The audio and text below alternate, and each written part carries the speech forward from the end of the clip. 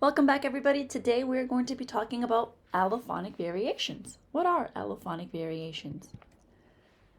Allophonic variations, in simple terms, means that when we speak, sounds are not pronounced exactly as they are described on the consonant chart nor on Vowel Valley. If you haven't watched the previous videos, please be sure to do so, as this information builds upon that knowledge.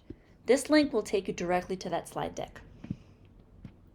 Please note that I am a reading specialist, not a linguist nor a speech and language pathologist, so I know just enough to help students acquire strong decoding and encoding skills.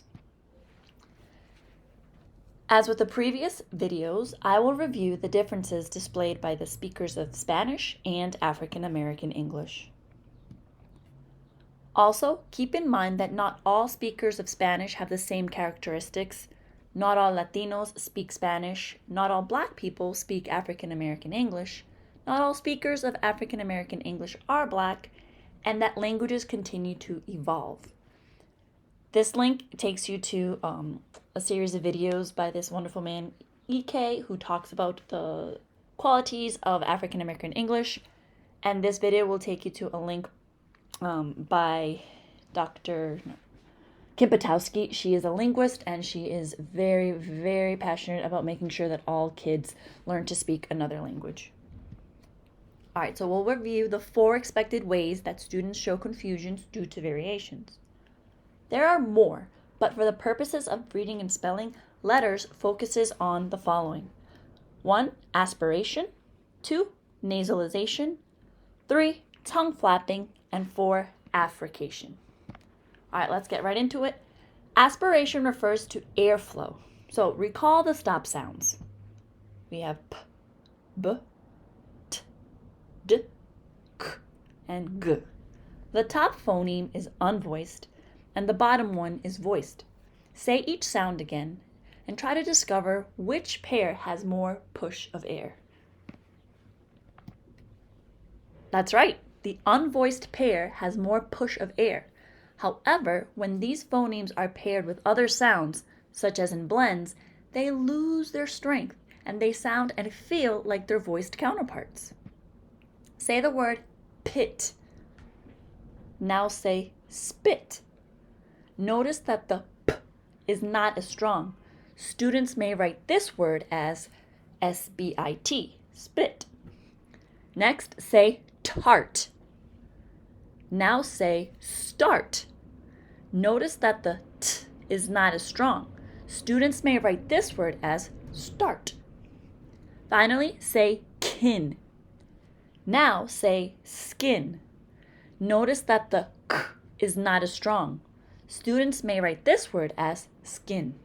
Okay, take a few minutes to pause the video, put your hand in front of your mouth or with a piece of paper so you can kind of feel and see the differences between these sounds. Number 2, nasalization. Recall that the sounds and are made with the help of the nose. Hold your nose gently as you say these words. Cap, camp, puck, punk, bet, bent, sick, sink, huck, honk. What did you notice? Yes, that is correct. There was a fuzziness to the second word. This is because the vowels were exiting through our noses. Often these nasal sounds are omitted during spelling. So you might wonder, why is this student not writing the N in the word went? They're writing wet. It's because they kind of tend to disappear through our noses. Depending on your dialect, words with nasals may sound differently. For example, in Massachusetts, we say can, jam, tan, sam, and words with nasals are often taught as glued or welded sounds. Compare these pronunciations. The can is on the table, or he can play ball. Feel the difference? Speakers of African American English tend to interchange the short I sound and the short E sound. For example, tin can, ten can. Win, when. For this reason, it is very important to use kinesthetic cues. This link will take you to a couple of ideas from the Reading Horizons program. In Spanish, these variations can occur. Dame could be pronounced as dane, dank, and dang. Dane can be pronounced as dame, dank, and dang. And also dang can be pronounced dane, dank, and dame. Moving right along to number 3, tongue flapping. Remember, English is a very old language, and it has come into contact with other languages. Throughout history, the pronunciation of words has been altered. Tongue flapping changes the way certain stop sounds are articulated. In standard English here in the United States, when the t is surrounded by vowels, we flap our tongue. This causes the t to sound more like a d. Read the following words aloud.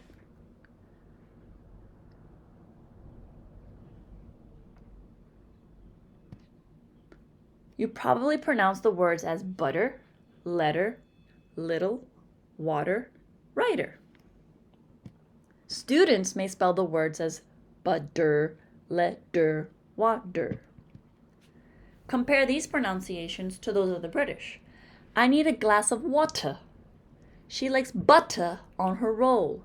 His little sister is visiting from Boston.